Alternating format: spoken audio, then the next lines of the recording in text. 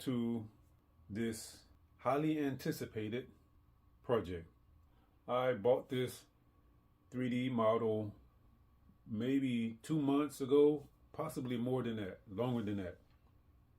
And I've held on to it so that I could get a lot of practice with my painting and better gluing techniques, how to install magnets, all the other stuff that comes along with 3D models. I've been trying to improve, make myself better, learn all type of techniques so that I could do this one. Hold on, I forgot the music. I'll be right back. I've been doing all of that so that when I got to this one, hopefully I would have it down and I would be able to do this project with no mistakes or minimal mistakes. Well, let me tell you folks, it's not going to be that way because already I have made some mistakes with this, and as a matter of fact, this should be the preparation video, but I did some pre-work to it already, so I guess this is the post-prep video. Is that an oxymoron? I think it is. I'm not sure. Anyway, I've been doing a little bit of work on it here and there from time to time because before that, all of the parts were just laying around, and I have lost a couple of small parts from other figures. Fortunately, I haven't lost anything from this one, but I did break a small piece off, and that's why I did the gluing and some of the other prep work already. I didn't want it to just lay around and the parts get lost and broken. So I guess we can consider this the prep videos. All right, but I'm still going to talk about what other work I will be doing on this. I will also tell you what I've done already, but let's start with the parts, and let me pan down real quick. All right, these are some of the parts that came with this model in case you are interested in getting one, and I can provide you with the seller's information if you're interested, or you can go to the other video I did about this statue several months ago, and the information is there with that video. Okay, also there's the hand, but these are the parts. The rest of them have been attached already, and let me try to show you some of that. Now this is my manual turntable, so it's going to be a little rough spinning around. If you look at the tendrils on the base, a lot of those are parts that I have glued on already. Now I haven't glued this one on. Got that on with a rubber band for right now.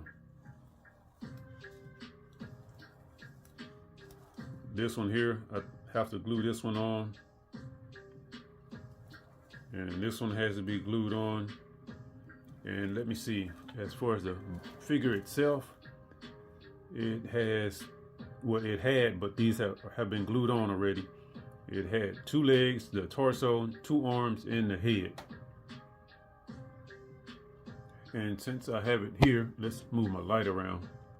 And I still haven't got my light situated, so y'all work with me here.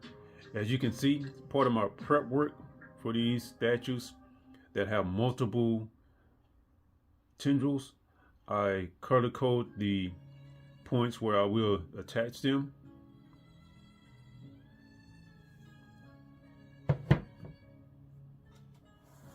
Spinning back around. And I don't know if you noticed this, but I also color code the tendril.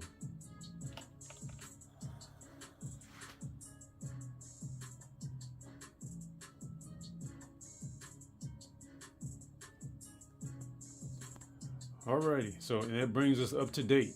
That's what has been done already. Now what I will be doing, oh, I forgot to mention a couple of things. Okay, is that in the camera? Okay, hold on, let me pan down. I forgot to mention this. Also, the base came in 2 parts. What I have done to the base is I filled it with plaster of Paris, and I think I used some baking soda also. And I've glued it together.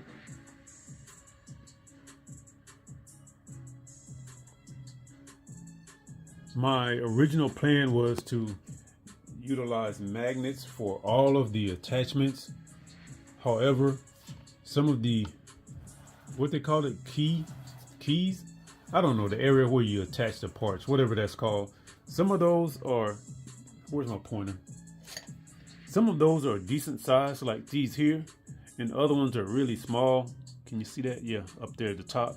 Some of the attachment points are really small, and I do have small magnets, but people, it is very tedious work trying to install these magnets, because I have to cut into this here, drill into it to make an area where the magnet will rest, and then I have to fill that area, fill that void with something to support the magnet.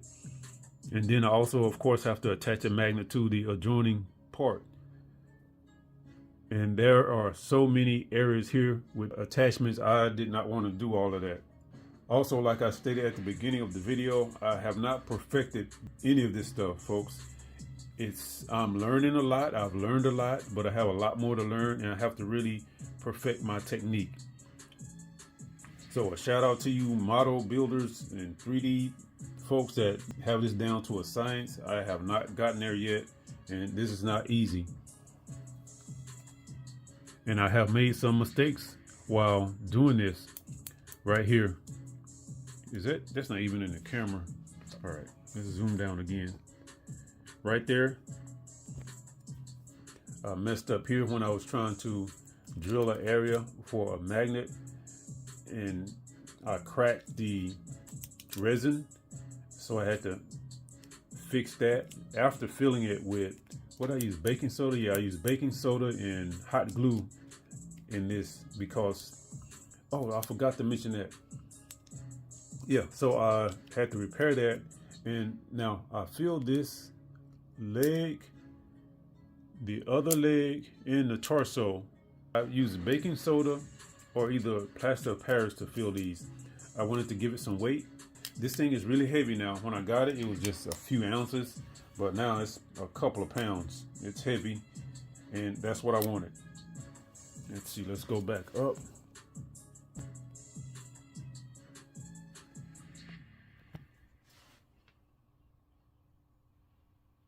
Let's spin him back around.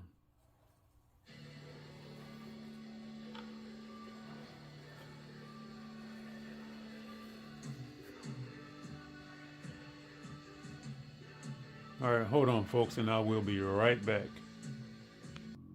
Okay, I'm back. Now, what I will be doing, I have to finish attaching the parts, and I will be gluing a lot of these, folks. Some of the bigger pieces, there may be 2 or 3 big pieces that I will attempt to attach with magnets, but the rest, I'm gonna just say the hell with it. I'm gonna glue them. If this thing has to be shipped in the future, then I'll just pack it extra safe and secure so it doesn't get damaged.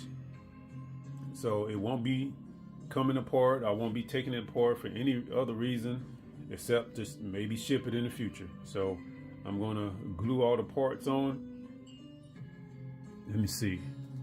There's not a whole lot that I need to do to this to prepper.